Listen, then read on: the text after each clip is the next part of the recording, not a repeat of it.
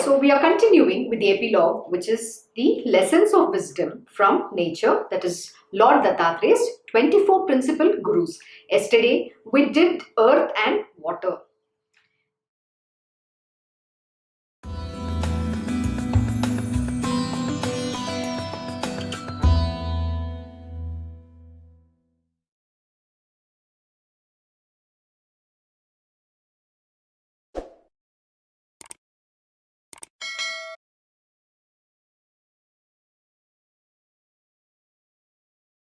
Very good morning, Jai Shri Krishna Guru. Thank you for joining Shri Guru Charitra Satsang. Wishing you all a very happy Tuesday. Om Shri Guru Bhyo Namaha, Om Shri Ganeshaya Namaha, Om Shri Saraswataya Namaha, Om Shri Guru Dattatreya Namaha, Om Shri Mahalakshmi Namaha, Guru Brahma, Guru Vishnu, Guru Devo Maheshwaraha, Guru Sakshat Parabrahma, Tasmai Shri Guruve Namaha. Shri Guru Charitra Satsang 1. It will be of interest here to know that Lord Dattatreya says that we will have to, however, learn initially the lessons of wisdom from nature herself. Who is the best teacher? He cites his own example to illustrate this truth and tells us from whom he had learnt and what each one of them teaches us. So yesterday we did earth, which is the symbol of forbearance, that is titiksha, and water, the symbol of purity. So today we'll continue with the third principal guru, which is air, the symbol of non-attachment. Oh my God, okay? Air moves freely anywhere and everywhere, but it does not get attached to any place or object. We too thus should imbibe the virtue of non-attachment. Oh my God, this is a very, very profound lesson which Lord Shri Krishna has imparted to Arjuna in Bhagavad Gita. Likewise in Uddhav Gita to Uddhava and in Srimad Bhagavatam, and you take any other scriptures for that matter. This is a very important lesson for us to imbibe. And one of the most important qualities to have if you want to attain the love and devotion unto the lotus feet of Lord Shri Krishna. So what are the three things you need to first have? Dispassion, detachment, and discrimination. So let us understand, how do we get detached? How do we have non-attachment? Or how do we be detached from everything? See, in our material world, if you take today, we are attached to everything, right? From the day we are born, we are attached to our parents, mother, father, brother, sister, relatives. Then we go to school, then we have friends, then we get attached to them. And then as we evolve, our attachment keeps increasing dime a dozen, not just to people, but to objects. So any object, it comprises of both tangible and intangible. And when you have this attachment, you are going to put yourself in the bondage of misery. Why do you need that? Why should you get into a bondage with people? The more we get attached, the more we get involved into, people's lives in different manner. You're binding yourself. You're actually sanctioning yourself, many cycles of birth and death, which is cycles of rebirth. Why do you need to come back with the same person? And what is karma all about? Karma is all about repayment. My Krishna Guruji very beautifully explained in one of the satsangs. And if you listen to his satsangs right now, he's doing Bhagavad Gita, Uddhav Gita. Please go listen to his satsang on Krishna Knows. There are some very profound lessons he has been imparting, and this is it. You need to go and learn that lesson for you to attain your spiritual will. And in that he has said, we get attached to all these objects and continuously dwell. Either we are going to be happy about it or we are going to be sad about it. We are going to love someone, we are going to hate someone. The same object which is going to be the object of your love and very soon becomes the object of your hate and misery. Why does it happen? Let me give a very simple example. You might love your father. See, as you grow up as a child, you were very dear to your father. So he's provided you everything. He did everything for you. All that happens. And as you grow up and when you have your wings to fly, it so happens that you want to go and do things which you believe is your aspiration or ambition in life, and it's your dream that you want to go after. But sometimes it so happens that your father has a different dream for you, and that time what happens, there is a mismatch in what you are thinking and what your father has thought for you. And to him, because he believes it is my child, my son, my daughter, he will only listen to me. He wants you to become an engineer or a doctor, but you want to go and do something completely different. You want to become a fashion designer. So what happens at that time? So your father's expectation that pink color glasses breaks. At that time, he's very disturbed, he's upset, and his attachment on you is so that he had a faith that my son, my daughter will do exactly what I want them to do. So that is where the problem begins. Why? Expectation. Expectation is root cause of miseries, and the next thing will come to, and then you go and do what you want, and then after many years when you come back, then you're saying, Father, please give me your property, I want to do this, I want to do that. At that time he says, okay, you have gone on your own, you have done whatever you want, you've never listened to me, why should I give you? And then there's a conflict that happens, and then what happens? Then you're going to fight with your own father for wealth. So what is causing the misery? This is all because of attachment. Why should we have any attachment to anybody? See, we think that we have earned this money, it is ours, so we have the right over it. I am obsessed. Today my Krishna Guruji was saying, even after the person is dead and gone, he's saying, who will take care of my wife? My Guruji made a joke, oh, you're dying. Why are you bothered about how much, what kind of wood you need? Wood should be bought for you for your funeral, all that. Why are you bothered about? Just die, get out of this body, the miserable life that you have lived.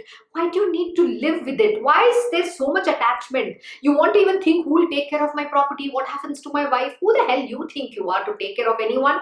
It is the Lord who has given birth to his entire creation. So why are we so attached to every small thing? So coming back to the point that I was discussing, and then there comes the bitterness. So the same father becomes your biggest villain. Why? Because he doesn't want to give you his wealth now.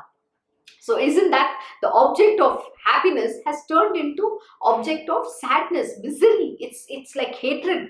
It's also the same object which you used to love so much. Now you're hating it. So what is this? Why does this hate or love happen? Simply because of our attachment to anything. It is going to be the root cause of your misery and downfall. Please remember, the next is downfall.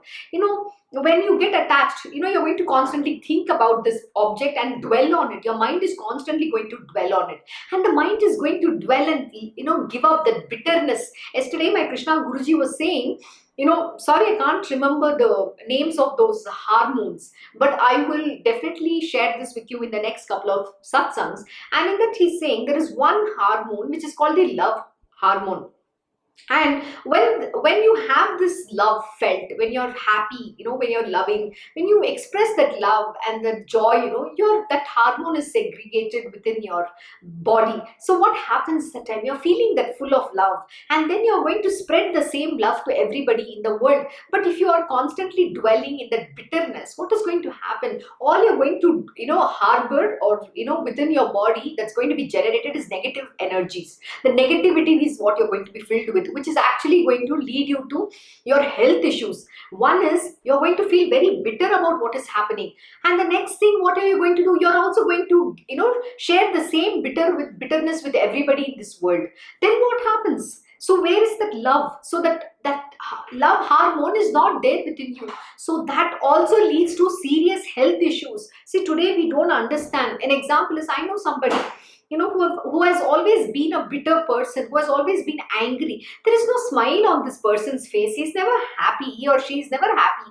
And they are always upset about something or the other. And you know what? Because they don't have like children, certain things that can make them feel nice and loved. Since it doesn't exist, they're constantly in that negative feeling. And what does that do? That has a negative impact on your health. You're going to have diseases. You're always going to be sick. And you're constantly complaining of sickness. And then what are you doing? You're actually wanting to give that same thing to others.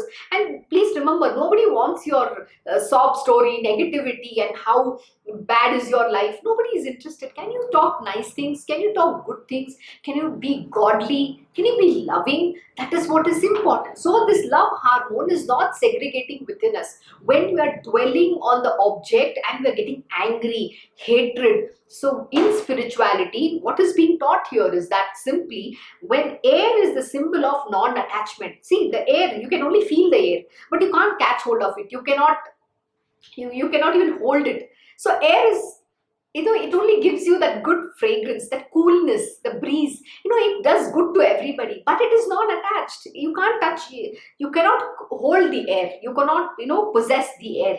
That is what you have to become. So what is required is what Lord Shri Krishna also was teaching Arjuna is, in the Mahabharata war, you have to fight your own kith and kin. You have to fight your own gurus. You have to find all your mentors, everybody. But do that in detachment. Don't think you're fighting your brother. Don't think you're killing somebody.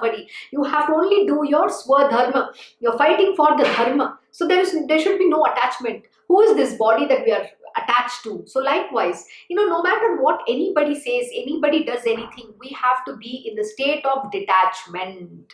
And when we are in the state of detachment, whether somebody is praising us, whether somebody is saying something bad to us, it doesn't affect. We are in a blissful state. So that is why this whole aspect of non-attachment is very important. And most importantly, by being non-attachment, you're spreading the fragrance of this air, the quality of the air. Like air, you're also spreading the joy with everybody. That samabhav, you are looking everybody in the equal eye. That is exactly what my Krishna Guruji does. He takes everybody closer to his heart. For him, everybody is the same. He spreads the love. He gives love to everyone equally and shows them the upside of life. Even if somebody is doing certain things wrong, bad, whatever they have gone through, he says, look, that is an individual problem, but I am not teaching them. He'll say, you are my student, I am teaching you. So you need to become detached. You need to be good to everybody. You spread that love. The only way to change anyone in this world is with love alone. You can only win anybody in this world with love alone, not with hatred, not with anger, not through fighting. Because what happens at the end of the day when you are harboring hatred, enmity, animosity, avarice, malice, all that is negative qualities, which is non-spiritual. Yesterday we were reading, right? Those are not spiritual qualities at all. So we cannot, they are all unspiritual traits. And what does it happen? It puts us off the path of spirituality. So why do we need to get off the path? So for us to be, even if you're not a spiritual person, forget it. But even to be a good human being, you have to have these qualities. You have to imbibe and you have to live. Okay? I hope you understand this lesson. And please go listen to my Krishna Guruji's Bhagavad Gita Satsang, in that which my Guruji is very, very in depth explained about why detachment is so important and how do you do everything in this world by just focusing on your job and not being attached to the fruits of action or the end result. See, doing alone is your right. You don't bother about what is the end result going to be. You have to just samarpan, Krishna arpan, and keep only doing your job. What has to come to you will come to you. But you know what? Be good, be loving, and spread the joy with everybody. That is what is important. And today in this world, the reason why there are so many diseases, people suffering, people are dying, because this love has gone out of the window, because we have become a very mean human being. So the charity, forget about charity. So the change has to begin with us. So we are not here to change the world, but if you become the change, then you will be able to change the world. You will be able to set an example. It's your love which you will be, able to share it with everybody. You will be able to love unconditionally. And love has to be like Athanga Sagar, limitless ocean. That is who Lord Shri Krishna is. He's the ocean of supreme love, in which there is no pairs of opposite. It is just love alone, and it is unconditional. He loves everybody unconditionally, having no expectation. That is the love you have to be, and you have to give. You don't have to seek from anybody. Become that love yourself and share it in this world. Become that air of love, and spread the joy with every touch. Spread the joy equally to everyone and touch everybody's life through this love. That is what will make you become godly. So the next one is sky, the symbol of untarnished personality. Wow, that's very profound. Let us understand what sky stands for. The air, the clouds, the stars, the moon, and the sun all have their habitation in the sky. Yet the sky remains apart from them all. From this, we learn that though the self, our true nature, our true and real personality and being, looks to be in conjunction and mixed up with our body, mind complex. Fire symbolizes, fire is the symbol of spiritual wisdom. Fire teaches us that we should always remain bright, effulgent. See, the knowledge is always, it's related to light. Knowledge is attributed to light. So we have to become that light. We need to be self-effulgent and be ever aglow. We have to always shine with that real knowledge, not the, false knowledge in this world, the real knowledge and awareness of the self. We have to always shine with that knowledge and awareness of the self. We have to always be in that state of witness and awareness. It's very important of our innate divine nature and potential. What are we supposed to be aware of? Of our innate divine nature and potential. But why do we as a human being think we are incapable, we feel inadequate?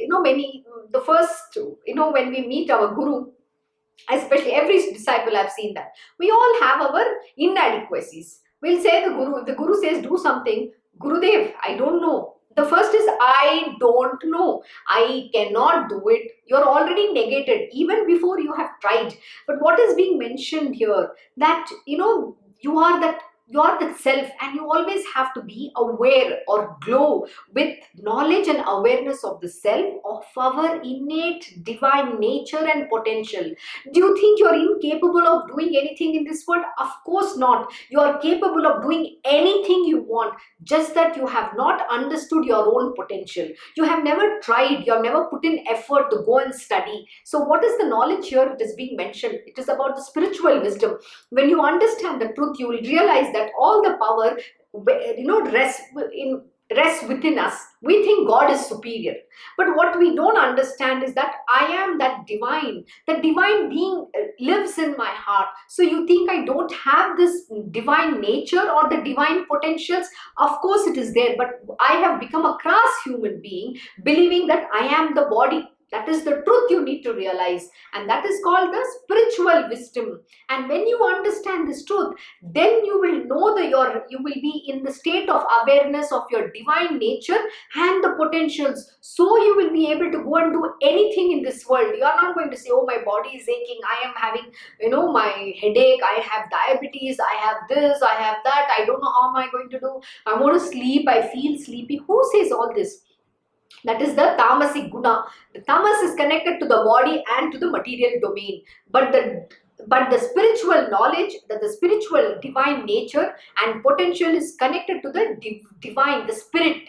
The word spirituality itself tells you that I am the spirit, I am not this body. So that is the truth you need to understand and go do in this world. Doesn't matter, don't bother about what is the outcome. Just go do your job, do your duties to your highest of your ability. Use this potential, God given potential, and be the best version of yourself. Become the best version of yourself, because everything is there, the divine nature. And what is the divine nature? Love, pure love, unconditional love, goodness, loving, caring, forgiving. And what are we? Dog's tail human beings. Sorry to say this every single day, but that is the truth we are. We don't have goodness in this world. We don't have love for everybody. We are very mean people. We want to cut people up. We're filled with lust and greed. All other qualities, anger, hatred, jealousy, avarice, malice, and what not. We have hidden agenda. We come to the Gurudev itself with some hidden agenda. You think the Guru doesn't know? The great master doesn't know? Of course he knows everything. But he's never going to show. Yet he will receive you. But please remember, his Ashtasiddhis are always around him. His nature is going to give you two tight slap. Don't enter a premise or don't enter a temple with your dirty attitude and qualities in heart. You can't have the blackness in your heart and enter there with bad intentions. Please remember, no matter whatever you go with, that is what is going to be blessed to you, and 1,000 times it's going to come back. So my Krishna Guruji will say, it is what you offer to the divine is what is going to come back to you in 1,000 times. If you offer love, that love will be coming back to you. So you will evolve in that love. But if you offer hatred or anger, that is what will be reflected back, because the Lord is only a reflection. So be very careful what you're asking for and what you reflect. I mean, what you're actually, going to throw in that reflection. So when you give anything bad, and most importantly, don't come and have any hidden agenda like, oh, this person should fall down, this person shouldn't rise. When you ask something like that, please remember that is exactly what is going to come back thousand more times back to you. So be very careful in what you ask and what you seek from the divine. Seek grace, seek goodness, seek his grace that you attain your spiritual will, so that you will be able to overcome this material worldly existence and understand the truth and just be able to sail through. You have to be able to sleepwalk this material world. We feel it's so real, it's happening to this body. Why? Because we are not enlightened beings. So to get that grace is what you have to pray to your Gurudev, to the God Almighty, and only then will you be able to attain that God realization. Because Guru Sakshat Parabrahma, only when your Guru is pleased will he confer that grace upon you to have God realization. Until then you cannot. But what is the criteria? You have to put extraordinary effort. You have to put arduous effort in doing your spiritual sadhana and live everything that your Guru is asking you to do. And most important, Guru Bhakti and Guru Seva, without which you cannot attain any of this knowledge. No spiritual wisdom will ever come to you. And this lesson, you know what, you can live for rest of your life, even lifetimes rather. One principal Guru, you take earth or you take even water, even if you aspire to live this one teaching of what Lord Dattatreya has taught through the 24 principles Guru, I'm telling you, you will attain moksha just like that. You will have a God realization at the palm of your hand. But do you think this is such an easy lesson? Of course not. I'm going a little faster because there's no point in going so deep. At the end of the day, you are the one who has to go deep. You need to, what are the three different important spiritual sadhana that you have to do? Shravan, which is to listen. Next is Nididhyasan, which is to meditate. And the third is Shravan, Manan, which is you have to meditate, and third one is Nididhyasan, which is to contemplate on the knowledge. And once you do the three things, then only you can evolve, and then that knowledge will be self-revealed, which means it will come within yourself. You will understand, you will go deeper. Once you understand the meaning, that is when you will be able to start the application of the knowledge. You will be able to live those lessons. Till you're not going to live those lessons, till you don't learn to apply that knowledge, no spiritual wisdom will come to you. So it is not a joke. So if you're very serious about attaining your spiritual will, this is the path, which is what the last chapter, in which Sri Narasimha Saraswati has concluded and given the world the most is, sovereign secret, how to attain, God realization. And that is all it is. There are no two ways about it. So once you do that, you will be able to redeem yourself. So let us continue. The next principal Guru is Moon, the symbol of intrinsic immutability, though appearing as constantly changing. Oh my God, that's very beautiful. The moon is ever full, but appears to be waxing and waning due to the shadow of the earth falling upon it and eclipsing its full form. Likewise, our Atman also, which in truth is ever the same and changeless, appears to the indiscriminate to be changing and undergoing all sorts of modifications, which actually only the upadhis, which actually only the upadhis, physical adjuncts, the superimpositions on the Atman are undergoing, but not the self itself. Which is, okay, this is very simple. Let me give you in a simple explanation what this means. See, there is only, like this morning my Krishna Guruji was talking about, there is only one soul, which is the supreme soul. There is only Paramatman, and we all think, oh, we are the Jiva. There is no individual soul. That means there is not, 7.5 billion soul exists? No, there doesn't. There is only one super soul. That is all. And that is all the Atman, that is their Paramatman. And you are that divine being. You are just a portion of that divine being. So there is no individual soul that exists. And what do we need to understand?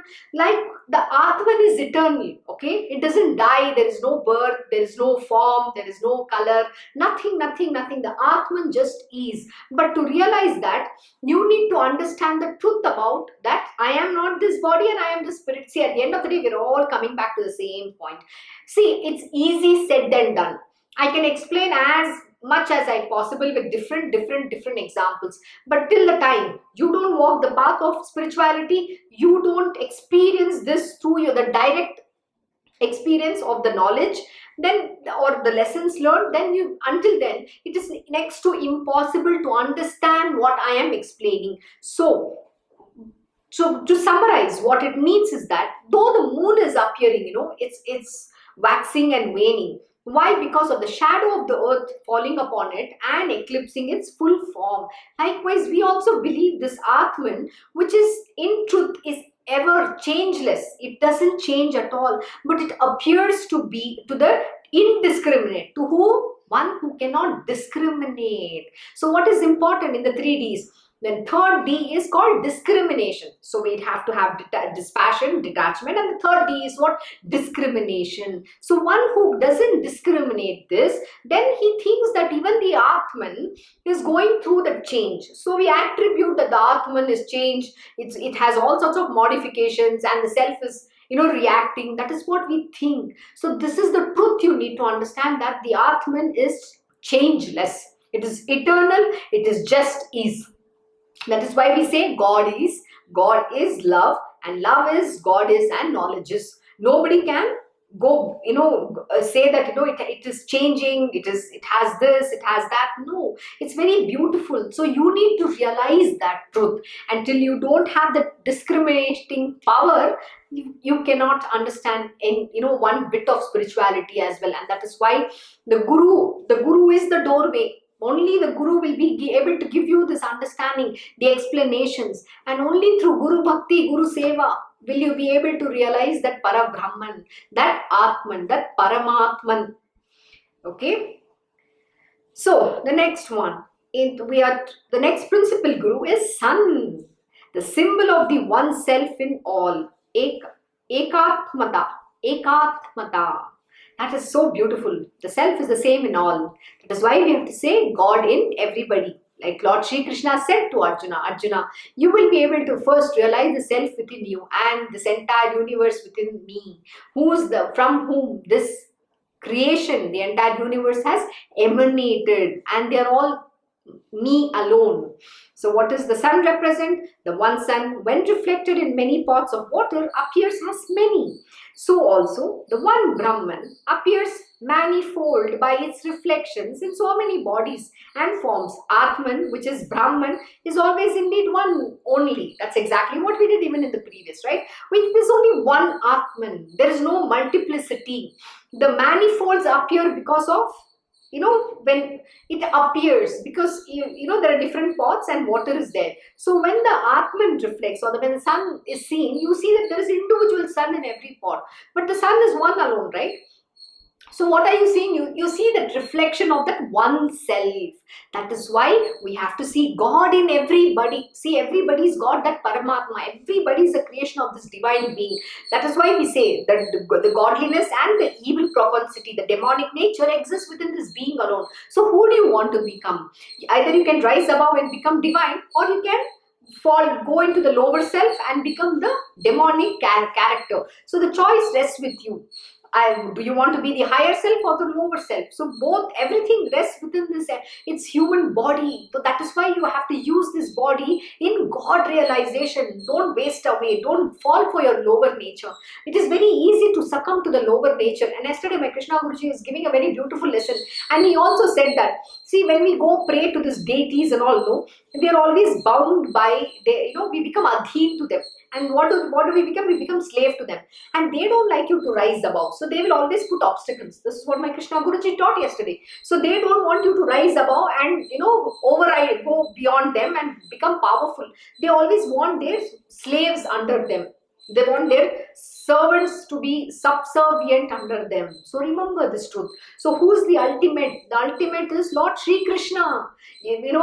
There are people who, everybody calls him by different name, but that is Supreme Divine Consciousness, that Paramatman. I will call him my Krishna. Somebody will call him Buddha. Somebody will call him Father in Heaven. Somebody will call him Allah, Malik. Everything is one alone. Who makes the differentiation? It is we who does.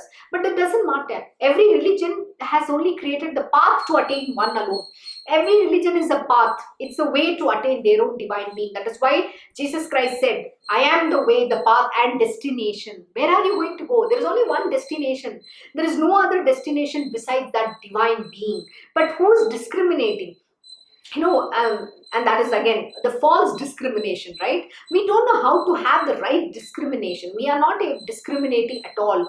And here it is mentioning, it appears the world is dual to the indiscriminate people who don't know how to discriminate between the real and the unreal. So this created world, the material world, appears to be so real. Something bad is happening, somebody is taking away my money, I am suffering, my child is sick, my father is sick. Too many things we go through. But when you are in the lost and the blissful self, when you realize this truth, then you will sleepwalk. Have you seen the highest devotees of the Lord, of Lord Shri Krishna, whether it is Mirabai, Kabir, Tukaram, they were put to so much of torture, but nothing affects them because they are merged in that oneness, in the blissful state in love. When Mirabai was offered the poison, she drank it because it doesn't make any difference to her. She knows that this body is only a Zariya. Zariya means a tool to attain the Lord. Devotion to Lord. It's an expression. Through body you experience. Through body you express. How beautiful it is. Because only through body can you love the Lord. That ability to love is there. Not otherwise. So if you don't have a human body, how do you experience the love for the divine being? So use that. Why do you need to get attached to loving some moron in this world? My husband, my wife, how stupid is that? And that is what, it is only 30 days, not even 3 days. You get married, my beloved, who I love you to life, I love you to eternity. Only 3 days, honeymoon period lasts only for 3 days, forget it. After that, there is no love there. It is a transaction in material world, but with God, it is to eternity, because God loves you unconditionally. He doesn't, even when you're angry with him, he continues to give whatever are your demands. He keeps fulfilling, but we are that, greedy people who are very ungrateful to this divine being, who's truthful to us. He's very truthful in his love. But are you truthful to him? No, you are not. So become truthful. Love him unconditionally. Love him with all your entire being. That is the love you have to experience, that devotion, that power of devotion. The moment you say his words, tears of joy has to, flow through down your cheeks from your eyes. You have to be able to cry for him, bear yourself, that pain, that viraha bhakti, your heart is tearing apart in love of him. You want to see him, you want that little glimpse. How profound is that? That is the love you need to have for the divine Lord Almighty, not this material worldly love. Like, Radha Rani experienced this, all the gopis experienced this love for Lord Shri Krishna. It is that what does that flute mean? When the Lord, he plays the flute, what does it mean? Your inner being, is running towards attaining that oneness with the divine. It's a play, it's a replication of what happens within yourself. That is why you said Lord Shri Krishna rests in your heart. In the heart, he is playing this magical flute. And we are all, this jiva want to run and attain oneness with that Paramatman. So it is running towards that, that divine being, that self of yours. That is really the love. The flute, when Lord Shri Krishna plays the flute, the gopis and everybody it's enchanting, it's mesmerizing. They are running away, they're just running towards him. Some people are half dressed, some people are wearing something, some people are doing something. They drop everything and run towards this divine being. But yeah, the description of the story is given for the simple mind to understand. But do you understand the Adhyatmic truth? No, we don't. And you don't even understand what it means. And then what we'll say? Oh, Lord Shri Krishna was having fun with gopis. Your pervert mind, that is.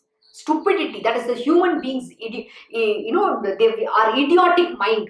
We don't even understand the spiritual truth about how powerful, how supreme is this and what is being taught. Such a pure thing. And we don't understand that love, that oneness you need to attain. That is exactly what Lord Shri Krishna does when he plays the flute. He, attracts you. He's saying, come, let us become one and enjoy the Ras Leela. That joy, that, the communion with that divine being and attaining him in that blissful state. That is love. That is love for God.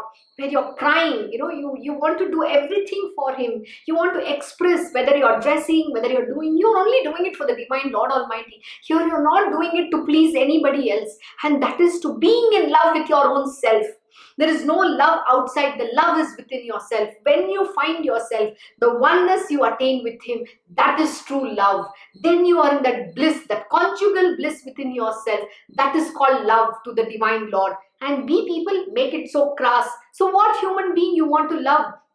Somebody, there's no love in this material world. Let me tell you, whether it is with your father, mother, brother, sister, anybody, it is transactional. They are not somebody we are born with to eternity. This life you are born because there is some karma associated. It is all about repayment. So how do you cut asunder that bondage? Only with this knowledge and by attaining love and devotion to the lotus feet of Lord Sri Krishna. Seek that love, the love that is to eternity, which is permanent. Why are you seeking this false and fake love in this world? You're not going to get any happiness. Let me tell you, material world is misery. So be lost in the divine Lord Almighty. And why do we take this form? Only through human birth can you attain God. Can you attain the Lord of your love? Whoever that is, even if it is Father in heaven, how will you attain him? Only through this human body. So use this body to attain that love for the divine Lord. And be able to have the devotion, that craving. You have to burn, you have to your heart has to be able to break out. You don't know what you're going through. It is indescribable. Only you can experience that feeling. Nobody else can. Sorry for that. I took a little longer. So, the sun is one alone. Likewise, this supreme, the Paramatman, the supreme divine consciousness is one alone. Seek that. And he is equal in everybody. But why does in some he manifests? Because they have, the manifestation is because of that grace. That grace is what you have to ask, and you have to evolve the path to realize him. So the next is very important. Oh my God. Pair of pigeons. What does it mean? The perils of attachment. Actually, we already did this lesson, but we'll continue with that. There were once a pigeon couple and their little ones. One day, the young ones got caught in the net of a fowler.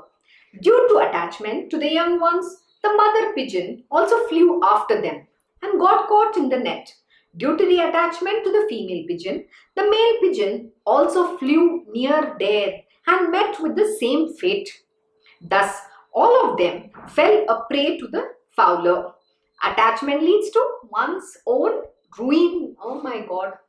Do I need to explain this? I think I've already have covered this, where we did about detachment. Now what is we're talking about? Attachment. What did I say? See, again, I'm not going to go deeper. I think this is a very simple story we all understand.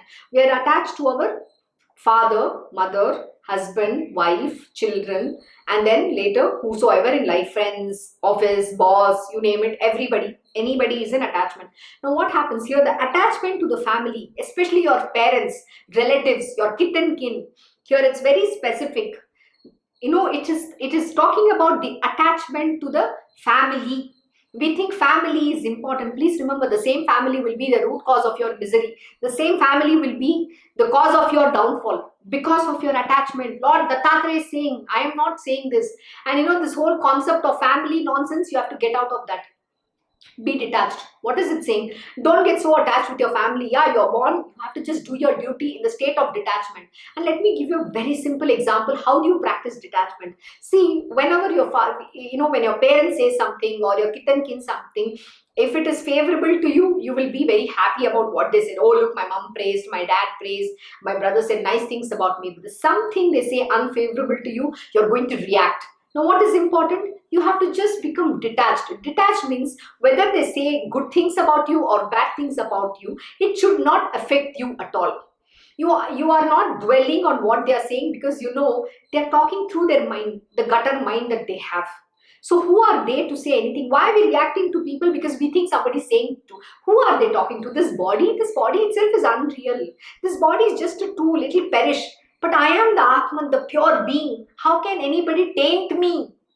Do you get that? So the detachment is, even if you are say your father is saying something bad to you or your mother has hurt you, it should not do that. That thought itself should not come in your mind. You should not dwell on what they said. See what happens when you dwell on that thought, then you are getting attached. then what happens after that attachment? You have to come back with the same people in some other life, and you have to be opposite. Like your father will become you, and then you will become that father, and you have to give back the same thing to him. Why do you need that? Why do you want to be born through these people again? You don't want to redeem yourself, cut asunder that bondage, and become free to eternity. That is what is being mentioned. The perils of attachment. Why do you want to fall in that peril? Why do you want to, go through that hell? Imagine, the parents think it is their birthright, that it is the children's duty to take care of their parents. Sometimes if they are over possessive, overpowering, they kind of abuse, because they have never been taught how to be a good human being. They think they know too much. They think they have seen the world, they know the world. My foot, they know the world. They know nothing. Had they known, they would have been somebody great, and they would have made you great. It's very sad today in this world. The reason why the children behave badly, or do be in certain ways, because the parents themselves have not educated themselves. What is education? I'm not talking about this bookish knowledge. Education is basic education, how to live in this world in a righteous manner, following the path of dharma. They have only blindly done things based on how they have been raised. And yesterday my Krishna Guruji gave a very powerful lesson. He says, you will exactly do what your parents have done. So who are we following? We are following the footprints of our parents, because we are watching them. And that is why my Krishna Guruji, to any parent who comes, visits him, he will tell that you need to first set an example for your children. You need to have more knowledge than your child. You need to become disciplined, because please remember, your child, your children are following your footsteps. So if you are lazy, they will also be lazy. If you are sitting and drinking in front of your children, they will also say, okay, I will also drink. You will do the same exact thing. And if you are getting angry, your children are also going to get angry, and they are also going to be doing the same thing you have done. So what are you going to impart to your child? But first you have to set an example. And that is what my Guruji says. How do you change? It's not about changing the kids. It is about you becoming very good. First you teach them by setting an example yourself. What do we learn at Krishna Ashram? My Guruji sets an example for all of us. We cannot even match him. There is not a single day where he will not be up at 3:33 a.m. He's always awake. And we sometimes fail. Oh, if I sleep at 12 o'clock, I can't get up at 4 o'clock. This is what we do. That's a sad state. But what does the Guru do? The Guru sets an example. It is very highly impossible to match the Guru. You can never match him. His abilities and capabilities are far superior, because he is that Para Brahman. There is nothing is impossible in his world, because he understands that I am not this body. Body is just a vehicle that you have to use. So you have to train your body, your mind towards becoming that good being, setting an example so that the world can follow. So what is very important? Don't follow your parents. You become good. Why are you telling they didn't do? Yesterday, my Guruji gave a very interesting example. How we'll also give reasons exactly how our parents have given reasons. Our parents have also done the same mistakes, and they will hide behind the fact that they are elder today, they are older today. They can just get away with murder. But you don't become that. You become somebody great. Don't become like them. At least you be the change you want to see in this world. Establish yourself as a great person. Set an example. They should come and bow down to you. Become so great. That is what you have to aspire for. But don't stoop down like them. Don't ever do the same mistake what they have done. Then there will be no difference between you and them. That is exactly what my Krishna Guruji says. Sometimes he'll tell me, RajShree Kubender Rao. Kubender is his body's father. Don't become like any human being's nature, because we carry that. We think that is who we are. We carry that nature with us. So what does spirituality teach us? How to overcome this? Material nature, the nature which is associated with the body, the tendencies, the inherent, the nature, and become divine being. And, adopt that divine qualities. That is exactly what we are talking about. We should learn what is our innate divine nature and potential. That is what we have to build. So attaining the higher self, not becoming the lower self, which is the lower nature. So the pairs of pigeons is, don't get attached to your parents, sister, brother, kith and kin, your family.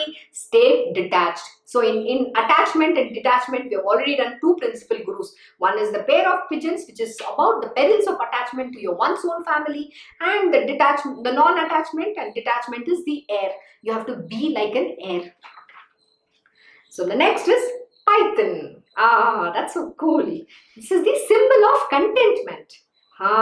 Contentment. Very interesting subject. Let us see what happens here.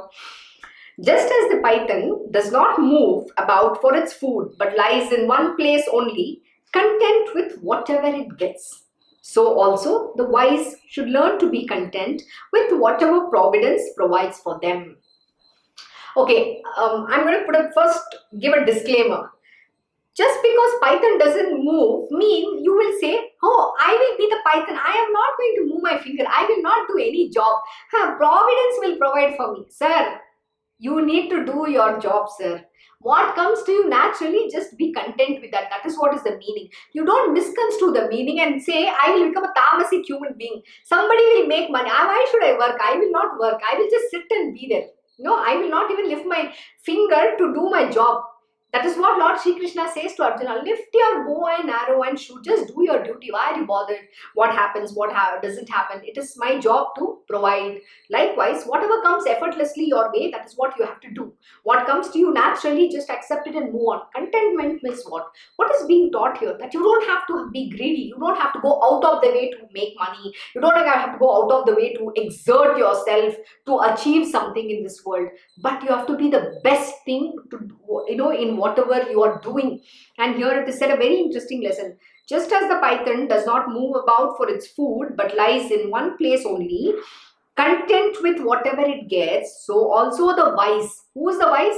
The knower of the truth. We are not talking about ordinary human being. The wise should learn to be content with whatever providence provides for them. So when you are a spiritually realized being, you are not going to go and work. You're not required to go and exert yourself to find something for you. Whatever the providence will be providing you, you just have to be contented with that. You're not a greedy person. Here we're talking about the wise. Wise are the knower of the truth, knower of the Brahman. So please remember, but for you and me, we have to do our job. The body has its karma to be performed. Whatever the karma is, you will have to perform. There are no two ways about it. Please remember. So don't give excuses. Lord Dattatreya said, you know what? People very, twist it and give it back. Why? Because they want to be tamasic. Oh, I will get up at 12 o'clock. My mother will provide for me. Because Providence has said that Providence will provide. So my mother is the Providence. She will provide for me. I don't have to work. Sorry, sir. You better work. But what comes to you, be happy with that. If you get say 10,000 rupees or 5,000 rupees by the grace of the divine being, be happy with that. Don't think I have to make 50 billion, 50 million. That is called greed. So that is what we are saying. You have to just be very happy what comes to you naturally and effortlessly. Don't go after things where you're going to completely destroy your own well-being. Next, this is a very beautiful principal guru which I love. Ocean, the symbol of equanimity. We already did this. Remember yesterday I gave you a very beautiful story when we did water. So ocean, what does ocean stand for? Symbol of equanimity. Hundreds of rivers will be flowing into it, but the ocean remains unmoved. Thus, whatever may come and happen in our lives, we should always maintain our equipoise. This so doesn't exist only. The moment we see somebody we don't like, red flag. Like that, one big red color, the red appears. Why? Because we think something is bad happening, something good happening. There is no state of equanimity. And where do you find Lord Shri Krishna? In the state of equanimity. It's a very interesting thing, because the moment we see something, the likes and dislike always is in the mind. What you need to control is the mind, not anything else. The day you control your mind, you would have attained this equanimity and you will have equipoise in your life. Don't bother about what happens in this world. You have to just be the ocean, accommodating, tolerating everybody. All the rivers can come and merge in the ocean, but the ocean is ocean. It's limitless. It's Athanga Sagar. It's unconditional. You cannot even measure the breadth and depth about the ocean. That is who Lord Shri Krishna is. Can you ever measure the breadth and depth of who he is? Nobody has. Even the Vedas and Shrutis cannot describe adequately who he is. They've tried. In every scripture, they've tried to describe him, yet they can't describe him. Such is the ocean. The ocean is full of that magnanimous, the magnanimity of heart, like, it's just a way to explain. But what is it all about? It's telling all the rivers come and flow into it, but the ocean remains unmoved. It doesn't get disturbed at all. So likewise, lot of different kinds of people will come in your life. You cannot get disturbed because everybody has their own nature. We only have to take the good in them. This is what my Krishna Guruji teaches. This lesson is easy said than done, but you have to practice. The only way to achieve this is by practicing. And what is that you can do? The easy way to attain this is by seeing God in them. How do you see? Whoever your favorite God is, just see in them. Okay, God has come in this form. Then it's not going to disturb you. So you have to practice to have this equanimity. The state, and always should maintain your equipoise. No reactions. Don't react. Because when somebody says something, no, our mind will immediately react. But that is what you should not do. Don't react and stay firm, stay strong. Please know that the Lord is the one who's the charioteer of your life. He will ferry you across. He's going to do the right things for you. Don't worry about it. So always have equanimity of mind and should always maintain your equipoise. Don't give up on your equipoise. So that is one thing that we all have to practice. Don't let your mind override you, overtake you. You should be able to control your mind. The next is bees. The evil of avarice. Oh my God. Okay. Taking great pains, the bees collect and store the honey. This one line itself will show you the familiarity, right? We all, have you heard this old people, ancient people? Every bloodshed, hard work, I have collected this money for some rainy day, and I have, saved all that hard work. I've really worked hard and I've saved this money for my children's future. Who is those people, the morons in this world who talk like this? All the great people in this world who think that I am providing for my child, I have saved for a rainy day, I am the one who has worked hard and saved. Oh God, this is nonsense. But alas, the honey gatherer comes and takes it all away. Likewise, your children will one day take away, somebody will take away. So what use is the wealth? Why are you gathering painstakingly? And then you're so possessive. I don't want, you also will not enjoy, and you don't even want to give it to your own, pass on the responsibility also. This is the kind of people, the stupid people exist in this world. And in one of the most beautiful lessons in Uddhav Gita, my Krishna Guruji has taught, what does wealth mean? How do you allocate that wealth that God has given you? They think they are earning. Please remember the job is given by God and you have to do your job. But how do you allocate that wealth? Go listen to my Krishna Guruji's Uddhav Gita Satsang. I don't know which episode it is, but in that he's very clearly given the breakdown of how much percentage and what should you set aside for.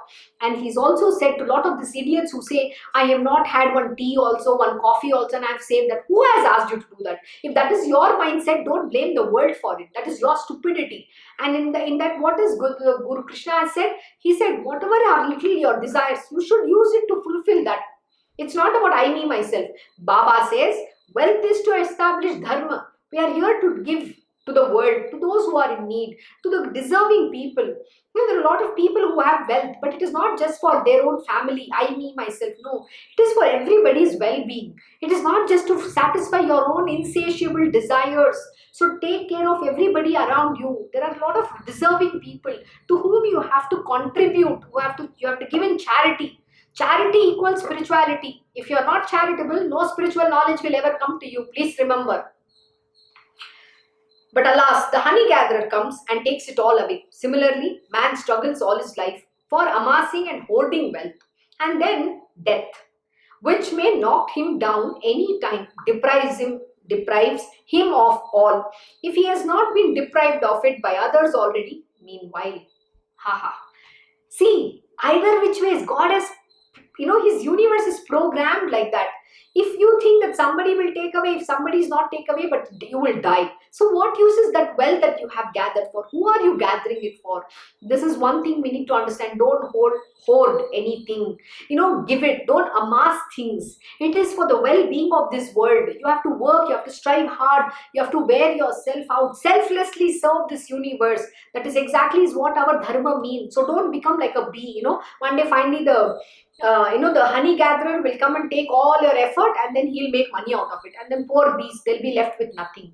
That is the reality of life, and if you don't understand this truth, nobody else can. And these are the truth which Lord 24 principal gurus of Lord Dattatreya, this is what nature is teaching us. But we are all, dog's tail, who doesn't even pay attention to learn anything, but be lost in that muck like a pig, who's rolling in that muck, eating that shit of ours. Sorry for saying that language, but this is the reality of life. So don't become this. Become big-hearted, become dayalu, become good, and distribute what you have. Wealth is to establish dharma, not only to satisfy your own desires. So give, and then God shall give you. This is the truth about this nature. Have you ever even understood what nature is? No. We've never made effort. We want to be that pig always, So open up, wake up now. It is time, and take the cudgels in your hand and become a divine being and fight this world and stand up for what you believe in and empower yourself, the God within you. So with that, we stop here. Okay, sorry, I forgot one last. Let me complete this. Deprives him of all. Okay, the snares of the senses, that is sound, touch, sight, taste, and smell, are illustrated in the following examples. Okay, that's the next aspect we are going to do. We'll continue from tomorrow.